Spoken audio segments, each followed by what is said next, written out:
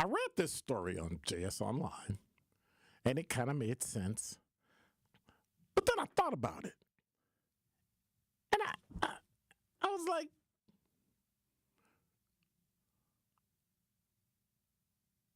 Rin, I don't know her name, M-A-I-A, Maya Pandey, P-A-N-D-E-Y. I believe they're a reporter on JS Online. Wrote a story, JS Online, minimum wage. Listen to this. Milwaukee minimum wage workers must spend 84% of salary to afford typical rent, study says. Now, it was a study by Clever Real Estate, which I don't really understand what that means. So, study says among the 50 largest U.S. cities, Milwaukee ranks in the bottom half for affordability for minimum wage workers. Do you know of a city that's affordable for minimum wage workers? Okay. More specifically, the study looked how feasible it was for minimum wage workers in each city to rent a one-bedroom residence if they were to follow the common advice that people should not spend more than 30% of their income on rent. That's not true. It's 30% of your gross. Okay. While some areas were more affordable than others, Clever Real Estate found that it is not possible, you ready? In any of the 50 cities, including Milwaukee, for minimum wage workers to rent a typical one-bedroom apartment in their city for less than 30% of their salary. Huh? Here's what we know about the rent-to-income ratio in Milwaukee and how it compares. Milwaukee tied with what city for the 30th most affordable city for minimum wage workers? Like what city do you think Milwaukee tied with? Minnesota. Okay, Minnesota's a state. Oh, Minneapolis. I can see you're already out halfway out the door and walking down the hall with your finger on the buttons to work them. He's like, I'm out of here. It's like 5:28 right now, right? Boop. So Milwaukee tied with New York City as the 30th most affordable city for minimum wage workers. According to Clever Real Estate, a person working minimum wage 40 hours a week in Milwaukee would need to spend 84% of their annual earnings to just afford a typical one-bedroom rental in the city. 84%.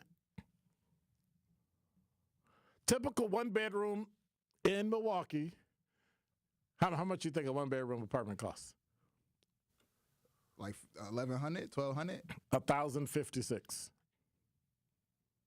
An affordable rent for minimum wage workers, meaning it will cost 30% of their salary. Okay, I'm sorry. They would pay $377 a month. But the average rent is about $1,056. But the thing is, how would you be able to afford a house woman like that? I've never heard of people affording houses or apartments or rents on minimum wage. But I think that's the whole point. Like what? What's this? Okay, we're done. Like you literally cannot afford it. How do you, what could you actually get? You would do better leasing a car and living in it for $377 a month. If you could figure out how to get an SUV or a van, you could live in your van. Because there's no way you could live. That's what I was getting in high school, minimum wage. So it's like, I didn't know I could afford no apartment in high school. Oh, my goodness. Woo. 377. So Milwaukee and Wisconsin have seen some of the country's fastest rising rents in the past year. Between March 2023 and March 2024, Milwaukee logged a median rent price of, you ready? That's in the middle. Half are above and half are below. $1,835 a month. Well above the Midwest median of $1,456, slightly under the national average of $1,987. So, how do we compare to other cities? Wisconsin is one of 13 states where minimum wage still sits at the federal minimum of $7.25 an hour. 30 states have passed a wage higher than this into law, including neighboring states of Illinois, Minnesota, and Michigan. 7 states have no minimum wage law or a rate lower than the federal rate, meaning the federal rate applies in these states, barring a few exceptions. And to comfortably afford the typical one-bedroom Milwaukee rent, Clever Real Estate found that a person needs to make at least what amount per hour? I remember minimum wage is $7.25, and you'd have to spend 84% of your annual income just to afford a one-bedroom that averages $1,056. So, to afford a typical one-bedroom rent in Milwaukee, how much an hour would you need to make? At least $17 an hour. $20.31 an hour, 3 times the current minimum wage. That kind of makes sense. So, most affordable cities. Let's go. Top 10. Detroit. 61% of your minimum wage income is needed to rent. Denver, 56%. Kansas City, Missouri at number 8.